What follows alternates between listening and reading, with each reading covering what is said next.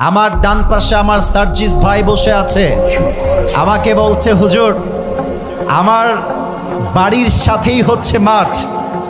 আমার শৈশব এবং কৈশোরের প্রায় 16 থেকে 17 বছর কেটেছে আমার এই মাটিতে। আমাদের সার্জিস ভাই পঞ্চগড়ের মানুষ, এটাই তো পঞ্চগড়ের জন্য বড় একটা গৌরবের জায়গা।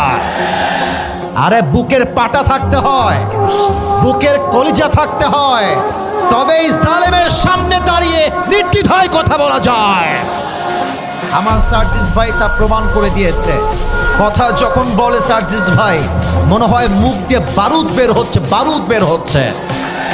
যারা তাদেরকে রক্তচক্ষু দেখাও, একটা কথা মাথায় রাখবা, বাংলার জনগণ স্বৈরাচারের পক্ষে নয়, বাংলার জনগণ ছাত্র জনতার পক্ষ হয়ে কাজ করতে চায়।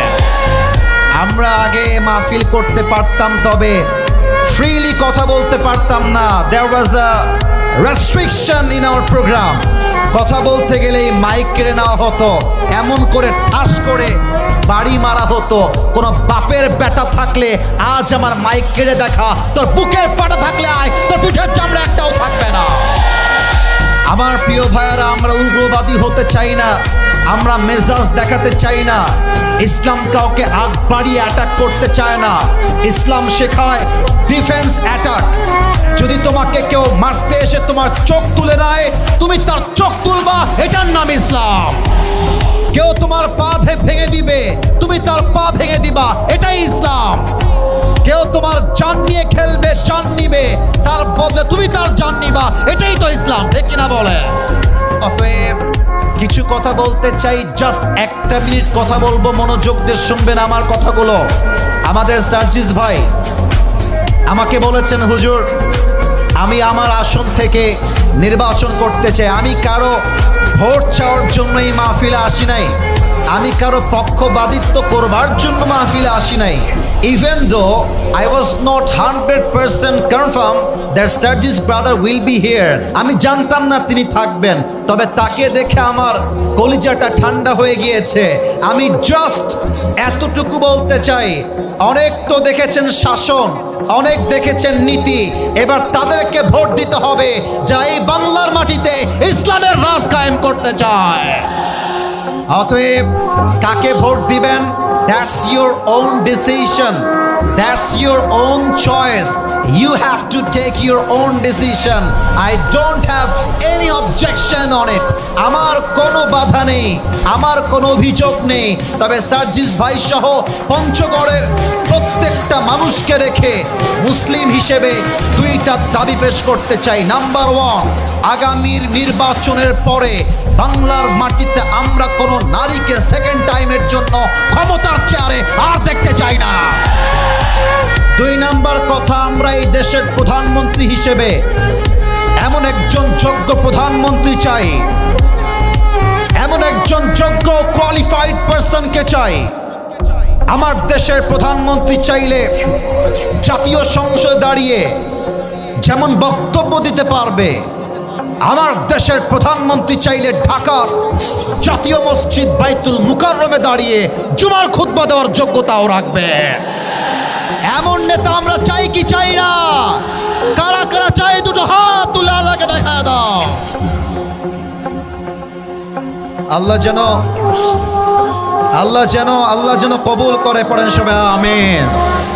সার্জিস ভাই বলছিলেন, হুজুর আমি শেষে গিয়ে কথা বলবো, না বললেও কোনো আপত্তি নেই। আমি বলেছি, ভাই আজকে আপনি কথা বলবেন, অন্য জায়গায় আমার নাম মানুষ ঘোষণা করে, আজকে আমি আমার ভাইয়ের নাম ঘোষণা করব, কারণ সম্মানিত ব্যক্তিকে সম্মান দিলেই সম্মানটা পাওয়া যায়, ঠিক কিনা বলেন? আমি আমার সার্জিস ভাইকে একটা মেসেজ দিয়েই তাকে বক্তব্য দিতে পারমিশন দিতে চাই, ইভেন অনুরোধ করতে চাই। আপনারা সবাই রাজি নাকি নাই? প্রথম কথা সার্জিস ভাইকে বলবো, ভাই আমার, আপনি সার্জিস ভাই, আসিফ মাহমুদ, আমাদের হাসনাত আব্দুল্লাহ, আমাদের নাহিদ ভাই, যারাই সমন্বয়ক রয়েছেন, তাদের উপরে মানসিক টর্চার আসবে, শারীরিক টর্চার আসবে, অনেক জুলুম আসবে। তবে একটা কবিতা শোনাতে চাই আল্লামা ইকবালের। আল্লামা ইকবাল লিখেছেন, जरूर आती है और ये खुशी रब के तरफ से ही आती है। हर रात के बाद दिन की रोशनी छा जाती है और सब्र करने वालों को नियामत मिल ही जाती है। जो दुख में भी रब को याद करता है, रब उसका हाथ कभी नहीं छोड़ता। जो दुनिया से कुछ ना कहे, बस रब से कहता है, उसकी दुआओं का जवाब खामोशी में आता है। इसलिए जब तुझे मांगना हो तो खुदा से मांग, जब तुझे पुकारना हो तो उसी को पुकार, जब तुझे भरोसा करना हो तो उसी पर कर, क्योंकि भरोसे के काबिल सिर्फ वही है। वो तेरा रब है, वो तेरा अल्लाह है। ভয় পেও না, বুক চিরে দাঁড়িয়ে যাও, আল্লাহর ভরসায় সাহসটা বাড়াও, আল্লাহর নামে আগুন জ্বালাও বুকে, সত্যের পথে চলো, সাহস রাখো মুখে। ভয় পেলে চলবে না, রক্তে আগুন ধরাও, আল্লাহর সৈনিক তুমি, সেই পতাকা উড়াও। আল্লাহ যখন পাশে, কিসের এত ভয়? তাওয়াক্কুল করো, কাছে আসবে বিজয়।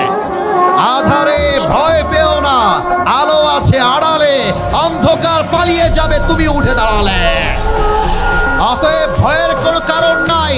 5 আগস্ট একটা বিপ্লব হয়েছে, আগামীতে যদি কোনো স্বৈরাচার আসে, আগেরটা ভারতে পালিয়েছে, আগামীটা বাংলাদেশ ছাড়া কোনো চান্সই খুঁজে পাবে না। আল্লাহ সেই বাংলাদেশ গড়ার তৌফিক দান করে, পড়েন সবাই আমিন। আমরা 3টা তাকবীর দিয়ে তাফসীরে ফিরে যেতে চাই। প্রথম তাকবীর দিবেন আমার প্রিয় বিবাহিত ভাইরা, সার্জিস ভাইয়ের গ্রুপ যারা, আমাদের গ্রুপ যারা বিবাহিত ভাইরা, একটু কাশি দেন দেখি বিবাহিত ভাইরা। দেখা যাক কার গায়ের জোর কত বেশি। সিঙ্গেলরা keep quiet and keep silent. তোমাদের কোনো রোল এই মুহূর্তে নেই, you just have to keep quiet. তোমরা চুপ থাকবা। It's time for the married people. এখন সময় হচ্ছে আমার প্রিয় বিবাহিত ভাইদের পালা। বিবাহিত ভাইরা, আর ইউ রেডি? বিবাহিত ভাইরা তাকবীর দেন, নারে তাকবীর। ওরে বাবা রে বাবা, গায়ে জোর আছে। এবার সিঙ্গেলদের পালা।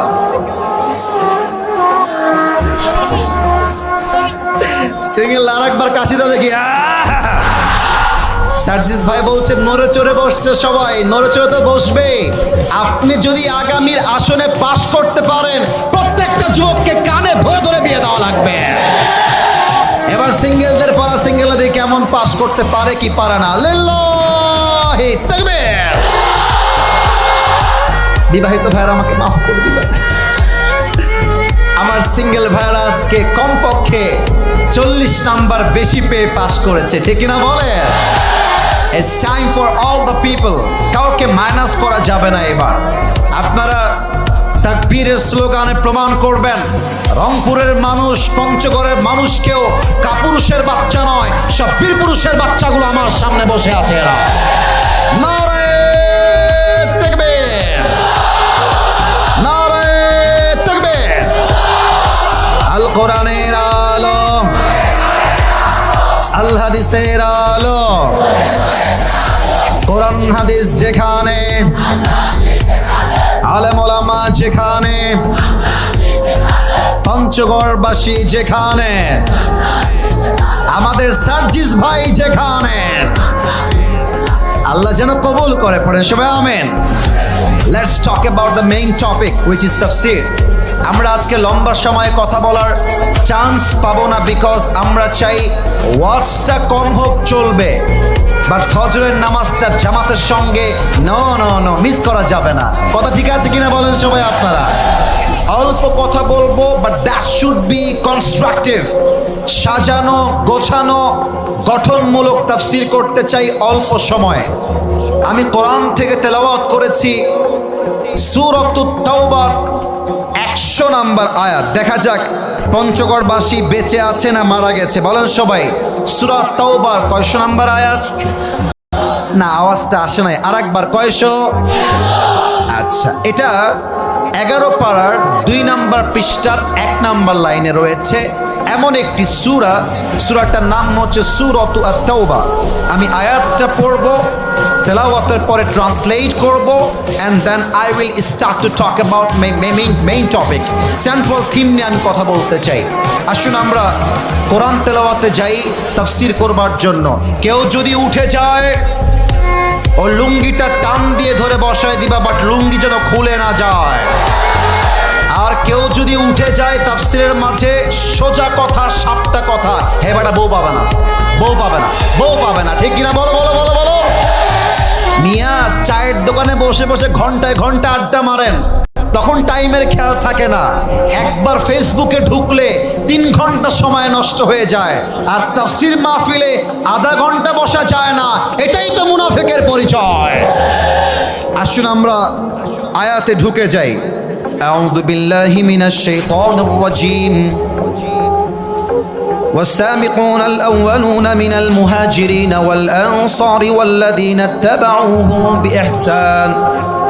Allah says in this ayah, the first of Muhajir and Ansar, and those who followed them in goodness, Allah subhanahu wa ta'ala is well pleased with them, and they are well pleased with Allah subhanahu wa ta'ala. Allah বলছেন মুহাজির এবং আনসারদের মাঝে যারা ঈমান এনেছে, কথা কিন্তু বুঝে শুনতে হবে। ফেমাস সার্জিস ভাই এসেছে, ফেমাস আসিফ হুজুর এসেছে, এই চিন্তা থাকলে কসম খোদার ওয়াজের 2 পয়সা দাম থাকতে হবে না। এটা আপনার নিয়ত খালেস করতে হবে যে আমি যা শুনছি একমাত্র এক সত্তার জন্য। তিনি কে? মুহাজির এবং আনসারদের মাঝে যারা প্রথমে ঈমান এনেছে এবং তাদেরকে যারা অনুসরণ করেছে, অর্থাৎ তাবিঈন। আল্লাহ কি বলছেন? আল্লাহ বলছেন তারা আমার উপরে সন্তুষ্ট এবং আমি আল্লাহ নিজেও তাদের উপরে সন্তুষ্ট। সুবহানাল্লাহ পড়বেন না আপনারা সবাই? দেখেন সেকেন্ড পার্টে আল্লাহ তাআলা কি বলছেন, وَأَعَدَّ لَهُمْ جَنَّاتٍ تَجْرِي تَحْتَهَا الْأَنْهَارُ خَالِدِينَ فِيهَا أَبَدًا. Allah subhanahu wa ta'ala has prepared for them a garden beneath which rivers flow. আল্লাহ তাদের জন্য এমন একটা জান্নাত প্রস্তুত করে রেখেছেন, যেই জান্নাতের তল দেশ দিয়ে থাকবে স্রোতধারা ঝর্ণা। সুবহানাল্লাহ পড়বেন না আপনারা? আচ্ছা আমার দিকে একটু তাকান তো সবাই। আমাকে দেখানো উদ্দেশ্য না, একটা প্রশ্ন করতে চাই। আমাকে দেখে এক্স্যাক্টলি একটা আইডিয়া করে বলেন তো আমার বয়স আনুমানিক কত হতে পারে? আনুমানিক আইডিয়া 30-25। আর কোনো আইডিয়া কারো আছে? আচ্ছা মনে করেন যে আমার বয়স 30-এর কাছে। ফর এন এক্সাম্পল, আমার বয়স যদি 30 হয়, সরকারি আইনে আমি বাঁচবো আর 30 বছর, অর্থাৎ 60 বছর। এর আগেও মারা যেতে পারে। দুনিয়ার জীবনটা হচ্ছে ওয়ামাল হায়াতুদ দুনিয়া ইল্লা মাতাউল গুরুর। The life of this world is nothing more than play and entertainment. এই দুনিয়ার জীবনটা চাকচিক্য আর ধোঁকা ছাড়া অন্য কিছু নয়, ঠিক কিনা বলেন? আজ আছি কাল নাই। কিন্তু আল্লাহ বলছেন এই সাহাবীরা এবং তাদের অনুসারীরা, একটু সুবহানাল্লাহ জোরে পড়বেন, আগে আমি বলে নেই। আল্লাহ বলছেন এই সাহাবীরা এবং তাদের অনুসারীরা একবার যখন জান্নাতে যাবে, বের হওয়ার কোনো চান্স নাই, আজীবন জান্নাতেই থাকবে। সুবহানাল্লাহ। That is supreme success and that is the ultimate success. আমি যদি জান্নাত পেয়ে যাই, আমার কাছে চাওয়ার মতো আর কিছু নেই। আর আমি যদি জান্নাত না পাই, আমার কাছে পাওয়ার মতো আর কোনো কিছু নেই, ঠিক কিনা বলেন?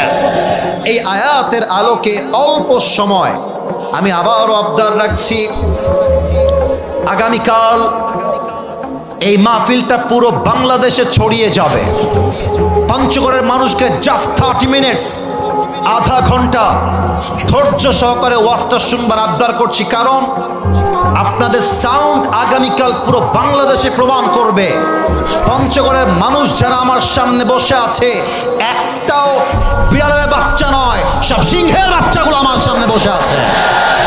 আলোচনার মূল বিষয়বস্তু হচ্ছে সাহাবীদের জীবন ও আদর্শ।